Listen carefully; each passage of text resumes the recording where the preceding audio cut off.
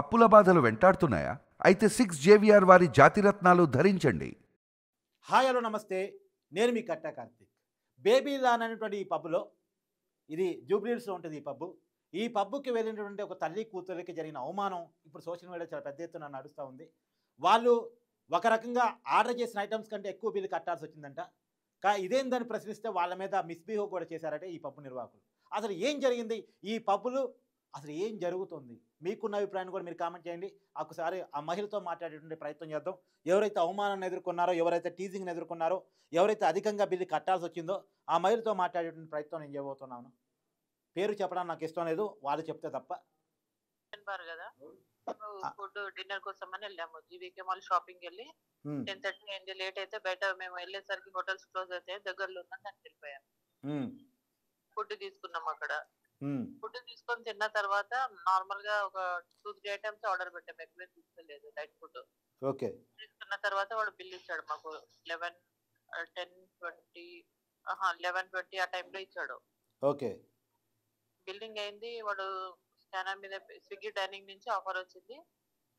Offer వస్తే మాకు 7,000 bill ఇస్తే 5,600 పే చేసాం మేము offer price. Okay. Offer bone 11:36 కి బిల్ అయింది. 11:40 కి అడిగాము. 11:55 కి మేనేజ్మెంట్ తో మాట్లాడుతున్నా, మేనేజర్ తో మాట్లాడుతూ, ఓనర్ తో మాట్లాడుతూ అని డిలే చేసి 11:55 కి రిఫండ్ ఇచ్చాడు 1950. ఓకే. రిఫండ్ ఇచ్చాక మేము అడిగామంటే, మరి నువ్వు జిఎస్టీ యాడ్ చేస్తావు కదా, జిఎస్టీ మాకు ఎట్లా యాడ్ అవుతుంది? మేము తీసుకున్న ఐటమ్ కి నువ్వు ముందు బిల్ చేస్తావు, మరి పక్కా టేబుల్ వాళ్ళ బిల్లు మీకు వచ్చింది అన్నాడు. పక్క టేబుల్ వాళ్ళ బిల్లు మాకు వస్తే వాళ్ళ ఫుడ్ ఐటమ్స్ అన్ని యాడ్ అవ్వాలి కదా, ఫుడ్ ఐటమ్స్ మాకు వచ్చి ఆల్కహాల్ మా దానికి ఎందుకు పడ్డదని అడిగాను. ఓకే. సరే మేడం అయిపోయింది, నీకు అమౌంట్ ఇచ్చిన వెళ్ళిపోండి అన్నాడు. ఇట్లా మీరు ఎంత మందితో చేస్తుంటారు డైలీ, ఎంత మంది కస్టమర్ కార్డు చూసుకుంటారు, ఇది ఒక పెద్ద స్కామ్ కదా మీరు చేశారని అడిగాను. అడిగినందుకు ఇంకా నన్ను నా పాపని, అంటే నేను ర్యాష్ గా ఏదో వల్గర్ లాంగ్వేజ్ అన్నాడు వాడు. అంటే నేను ఫోన్ తీసి పెట్టాను. ఫోన్ తీసి పెడితే మా ఫోన్ తీసుకొని పడేయడానికి, కొట్టడానికి ట్రై చేశారు. నేను 100 కి పోలీస్ కి కాల్ చేస్తా అని చెప్పి ఫోన్ డయల్ చేయడానికి పోతుంటే మా ఫోన్ లో లాక్కుంటున్నాను. లాక్కుంటుంటే ఈ లోపు ఆ బ్లాక్ షర్ట్ అతను వచ్చేసి వల్గర్ గా మాట్లాడుతూ మా మీద అంటే తిడుతుంటే నేను అన్నాను, మీ సీసీ ఫోటేజ్ లో ఉన్నాయి, కెమెరాస్ లో రికార్డ్ అవుతున్నాయి, జాగ్రత్తగా డిసిప్లిన్ తో మాట్లాడని నేను అన్నాను. ఓకే. అంటే కెమెరాస్ ఆఫ్ చేసేసారు వాళ్ళు. ఆఫ్ చేసి కొంచెం ఇష్యూ, దాని తర్వాత అంటే ఒక 15-20 మినిట్స్ జరిగింది గొడవ లోపల. మేము ముగ్గురం ఉండే, మాతో పాటు ఒక అబ్బాయి ఉండే, ఆయన బయటికి నెట్టేశారు అనమాట, వాళ్ళ బౌన్సర్స్ వాళ్ళ స్టాఫ్.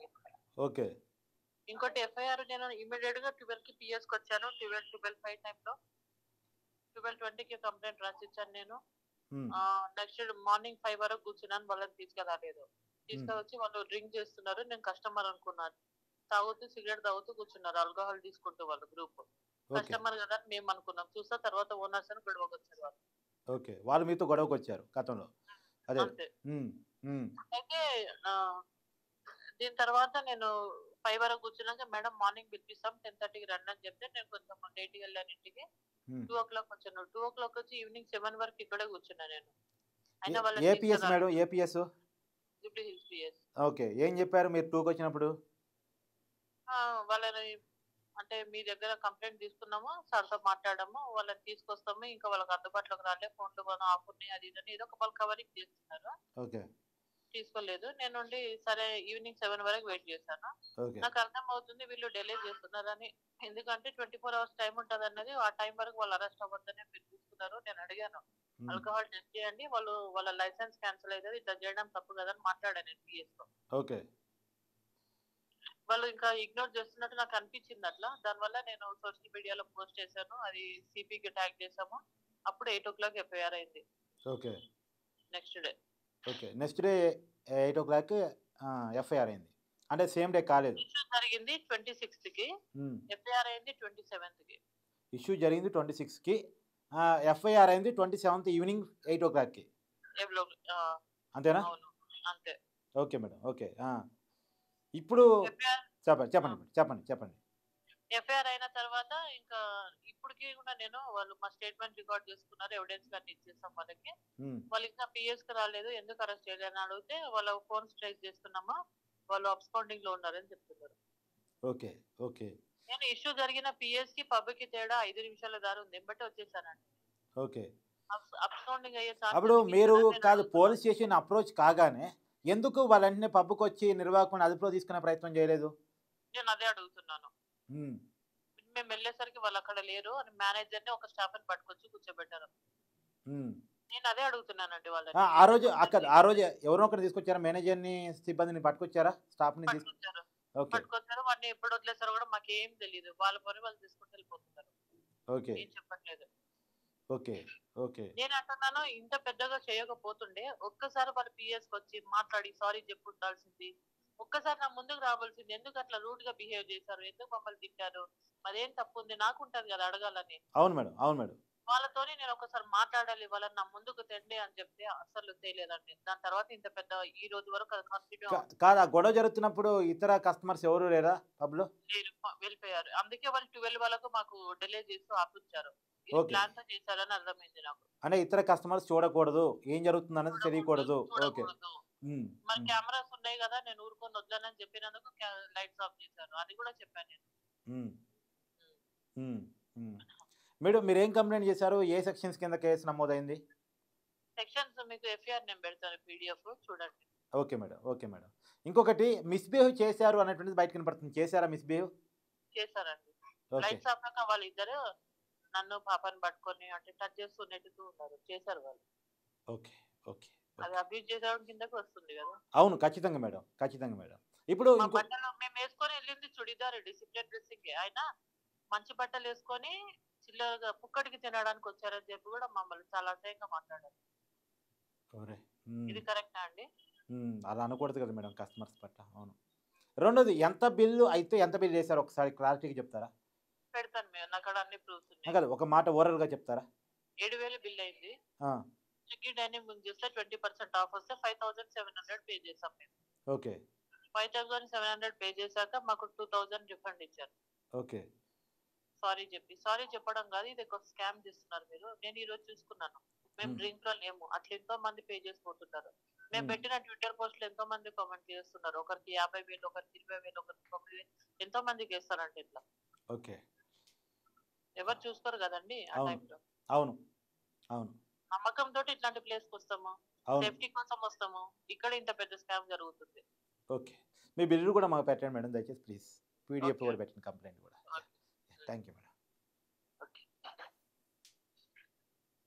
చూశారు కదా ఒక మహిళ చెప్తున్నటువంటి మాటలు ఇవి. ఇప్పుడు ఈ బేబీ దాన్ పబ్ ఇదే పబ్బు, ఆ పబ్బు ఇదే జూబ్లీహిల్స్లో ఉంటుంది ఈ పబ్బు. ఈ పబ్కే వాళ్ళు వెళ్ళారు, తల్లి కూతురు కలిసి వెళ్ళారు. తర్వాత ఒక ఫ్రెండ్ని కూడా పట్టుకుని వెళ్ళారు. మొత్తం ముగ్గురు వెళ్ళారు. అయిన బిల్లు ఒకటి, వేసిన బిల్లు మరొకటి. ఇదే తర్వాత వాళ్ళకి ఆఫర్ కూడా వచ్చింది. ఇదేంది ఇంత బిల్లు కట్టించుకుంటున్నారు అని అయితే రీపే చేస్తాం అన్నారు. ఆ రీపే చేస్తాం అనే మాట చెప్పడానికి దాదాపు వాళ్ళు చెప్తున్నారు కదా చాలా క్లియర్గా 20 నిమిషాల నుంచి 25 నిమిషాలు టైం తీసుకున్నారు. ఎందుకు ఎక్కువ డబ్బులు వేస్తున్నాం అనేది ఇతర కస్టమర్స్ తెలవకూడదు, ఇక్కడ గొడవ అయ్యే అవకాశం ఉంది, ఇది ఎవరికి తెలవకూడదని 20 నిమిషాల పాటు 25 నిమిషాల పాటు వెయిట్ చేయించిన తర్వాత అవును మేడం తప్పుగా పడింది సారీ అని చెప్పేసి రీపే చేస్తున్నారు. మరి మిగతా అన్నిటికీ జిఎస్టీ వేశారు కదా, ఎందుకు ఏం జరిగింది అని అంటే పక్క టేబుల్ బిల్లు కూడా మీ దాంట్లో పడింది మేడం అన్నారంట. అది ఎట్ట పడుతుంది, అందరికీ ఇలానే వేస్తున్నారా అని చెప్పేసి అడిగితే ఎక్కువ మాట్లాడకండి, ఇక వాళ్ళదైన భాషలో వాళ్ళు మాట్లాడే ప్రయత్నం చేశారంట, మిస్బిహేవ్ చేసే ప్రయత్నం చేశారంట, ఇష్టారీతిని ప్రవర్తించే ప్రయత్నం చేశారంట. ఏం చెప్పాలి అంటే? రెండోది ఇక్కడ చాలా క్లియర్గా ఆ మహిళ చెప్తా ఉంది, మేము 12 గంటల తర్వాత పోలీస్ స్టేషన్కి పోయి కంప్లైంట్ ఇస్తాం. 12 గంటలప్పుడు పోలీస్ స్టేషన్కి వెళ్ళారు అంటేనే, ఒక మహిళ స్టేషన్కి రావాల్సి వచ్చిందంటేనే అత్యంత దారుణమైన పరిస్థితిలో, దయనీయమైన పరిస్థితిలో, ఇబ్బందికరమైన పరిస్థితిలో అయితేనే ఒక మహిళ పోలీస్ స్టేషన్కి అర్ధరాత్రి పూట వస్తారు. అర్ధరాత్రి పూట ఒక మహిళ పోలీస్ స్టేషన్కి వచ్చింది అంటేనే అది నిజంగా బాధాకరం, దయనీయం కదా. పోలీసులు రియాక్ట్ అవ్వాల్సిన తీరేంటి? ఎందుకు 26వ తారీఖు అర్ధరాత్రి పూట 12 గంటల తర్వాత కంప్లైంట్ చేస్తే 27వ తారీఖు సాయంత్రం 8 గంటల దాకా ఎఫ్ఐఆర్ చేయలేదు? బేసిక్గా ఈ పాయింట్కి ఆన్సర్ కావాలి. ఎఫ్ఐఆర్ చేయడానికి ఎందుకు 1 డే అటు ఇటుగా టైం పట్టింది? 20 గంటల పాటు ఎందుకు టైం పట్టింది? కారణాలు ఏంటి? ఇది కాదా ఈ పబ్బులు ఇలా రెచ్చిపోవడానికి కారణం? పోలీసులు ఇలా బిహేవ్ చేయడం కాదా పబ్బులు మహిళల పట్ల అసభ్యంగా ప్రవర్తించడానికి ఉన్న కారణం? పోలీసులు మనోళ్ళేలే, చట్టం మనదేలే, మన పక్కనే ఉంటుందిలే అనేటువంటి కారణం కదా. అంటే ఈ పబ్బు నిర్వాహకులకి జూబ్లీహిల్స్ పిఎస్ పోలీసులు కొన్ని సంబంధాలు ఏంటి? నేను అడుగుతున్నా, డైరెక్ట్గా అడుగుతున్నా. ఎందుకు ఎందుకు వీళ్ళ వీళ్ళ వీళ్ళ పట్ల అంత ప్రేమ ఎందుకు? 26వ తారీఖు అర్ధరాత్రి పూట ఒక మహిళ పోలీస్ తలుపులు నెట్టింది. దయచేసి నాకు న్యాయం చేయండి అని పోలీస్ స్టేషన్కి వెళ్ళింది. మరి పోలీసులు అర్ధరాత్రి పూట మన స్టేషన్కి ఒక మహిళ వచ్చారు, న్యాయం చేసి చూపించాలి, కాకి చొక్కా పవర్ చూపించాలి, 3 సింహాల పవర్ చూపించాలి, పోలీస్ సింహం గర్జిస్తే ఎలా ఉంటుందో చూపించాలి. ఇలా కదా అనుకోవాల్సింది, ఇలా కదా అనుకోవాల్సింది. రాత్రిపూట పెట్రోలింగ్ పోలీసు ఉంటారు, అక్కడ ఉన్న సిబ్బంది ఉంటారు, స్టేషన్లో ఉండే సిబ్బంది ఉంటారు, నైట్ డ్యూటీ చేసే వాళ్ళు ఉంటారు. ఎందుకని ఇమీడియట్గా అయితే వాళ్ళు అబ్స్టాండ్కి పోకుండా దొరికేవాళ్ళు కదా, ఇమీడియట్గా అయితే అబ్స్టాండ్కి పోకుండా దొరికేవాళ్ళు కదా. ఒక మహిళ సోషల్ మీడియాలో పెడితే అప్పుడు ఎఫ్ఐఆర్ చేస్తారా? అంటే సోషల్ మీడియాలో పెట్టకపోయి ఉంటే, ఆ మహిళకు అంత చైతన్యం ఉండకపోయి ఉంటే, ఎందుకు నాకు ఈ గొడవ, డబ్బులు నోడుతో నాకెందుకు ఈ గొడవ అని కనుక ఆ మహిళ రాజీ పడి ఉంటే, ఆ మహిళ భయపడి ఉండుంటే కేసు పెట్టేవాళ్ళ, ఎఫ్ఐఆర్ చేసేవాళ్ళ? అంటే ఇదంతా పోలీసులు తెలిసే జరుగుతుందా? ఇదంతా పోలీసులు కనుసన్నల్లోనే జరుగుతుందా? అనుమానం వస్తుంది, క్లియర్గా సమాధానం కావాలి. హోంమంత్రి రేవంత్ రెడ్డి గారు, ముఖ్యమంత్రి మీ దగ్గరే ఉంది, హోంమంత్రి కూడా మీ దగ్గరే ఉంది. సార్, మీరు జూబ్లీహిల్స్లోనే ఉంటారు, కానీ జూబ్లీహిల్స్ పిఎస్ సాక్షిగా జూబ్లీహిల్స్ పబ్లో ఒక మహిళకు జరిగింది అవమానం. స్పందించండి సార్. ఒక మహిళ రోడ్డు మీద అన్నం పెడతా ఉంటే, ఆ మహిళ ఇబ్బంది పడతా ఉంటే, ఆ మహిళకి పాజిటివ్గా స్పందించారు మీరు. అప్పట్లో హైదరాబాద్ మొత్తం యాక్సెప్ట్ చేసింది మీకు. కుమార్ ఆంటీ విషయంలో మీకు యాక్సెప్ట్ చేసింది. ఇవాళ మీ ఇంటి దగ్గరలో ఒక పోలీస్ స్టేషన్ పరిధిలో ఒక పబ్బులో ఒక మహిళకు అత్యంత దారుణంగా అవమానం జరిగింది. ఇప్పుడు కూడా స్పందించండి సార్, దయచేసి స్పందించాలి. మీరు స్పందించకపోతే న్యాయం జరగదు. ఈ పబ్బులో గొడవలు ఎక్కువైపోతాయి.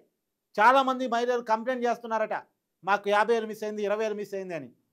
నేను అడుగుతున్నా, దయచేసి ఎవరెవరైతే హైదరాబాద్ పబ్బుల్లో డబ్బులు పోగొట్టుకున్నారో, మీరు తినని దానికి, మీరు ఆర్డర్ చేయని దానికి కూడా మీరు డబ్బులు పోగొట్టుకున్నారో, అది బార్ అండ్ రెస్టారెంట్ కావచ్చు, పబ్ కావచ్చు, బార్ అండ్ కిచెన్ కావచ్చు, పేరు ఏదైనా కావచ్చు, దయచేసి కమ్అవుట్.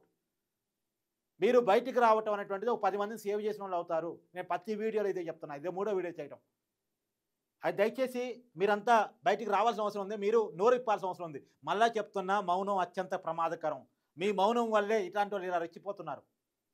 ఏదైనా మొక్కగా ఉన్నప్పుడే తుంచేయాలి, మానైన దాకా ఉండకూడదు. మీరు భయపడితే భయపెట్టడానికి సమాజం సిద్ధంగా ఉంటుంది. మీరు లొంగిపోతే లొంగ తీసుకోవడానికి సమాజం సిద్ధంగా ఉంటుంది. మీరు బెదిరిపోతే మిమ్మల్ని బెదిరించడానికి సమాజం సిద్ధంగా ఉంటుంది. మీరు భయపడటానికి, లొంగిపోవటానికి, బెదిరిపోవటానికి సిద్ధంగా ఉన్నారా? మీ మౌనంగా ఉన్నారా? ఇలాంటి వాళ్ళు పెట్టరేగిపోతూ ఉంటారు. హైదరాబాద్లో జూబ్లీహిల్స్ పరిధిలో ఒక పబ్లో ఒక మహిళ మీద అత్యాచారం జరిగింది, ఒక మైనర్ మీద అత్యాచారం జరిగింది గతంలో. ఇది కాకపోవచ్చు, వేరే పబ్ కావచ్చు. గతంలో హైదరాబాద్ పబ్బులో డ్రగ్స్ దొరికాయి, వార్తలు చూసాం మనం. అయినా పబ్బులు వాళ్ళ బిహేవియర్లో మార్పులు రావట్లేదు అంటే ఏమనుకోవాలి? ఎవరి చేతగానితనం అనుకోవాలి? మహిళల పట్ల ఇలా బిహేవ్ చేయొచ్చా? ఇలా బిహేవ్ చేస్తారా? ఇది తెలంగాణ ఆడపడిచకి జరిగిన అవమానం కాదా? ఖచ్చితంగా తెలంగాణ సమాజం మహిళలకు అత్యంత గౌరవం ఇస్తుంది. మన సంస్కృతి సాంప్రదాయం అది, భారతీయ సంస్కృతి సాంప్రదాయం అది. కానీ ఇది ఒక మహిళకు జరిగిన అవమానంగా నేను భావిస్తున్నాను. ఖచ్చితంగా ప్రభుత్వం రియాక్ట్ కావాలి, పోలీసింగ్ రియాక్ట్ కావాలి. ఎవరైతే సరిగా స్పందించలేదో, వెంటనే రియాక్ట్ కాలేదో ఆ పోలీసుల మీద కూడా చర్యలు తీసుకోవాలి. ఈ పబ్ మీద చర్యలు తీసుకోవాలి. చూద్దాం తీసుకుంటారో లేదో.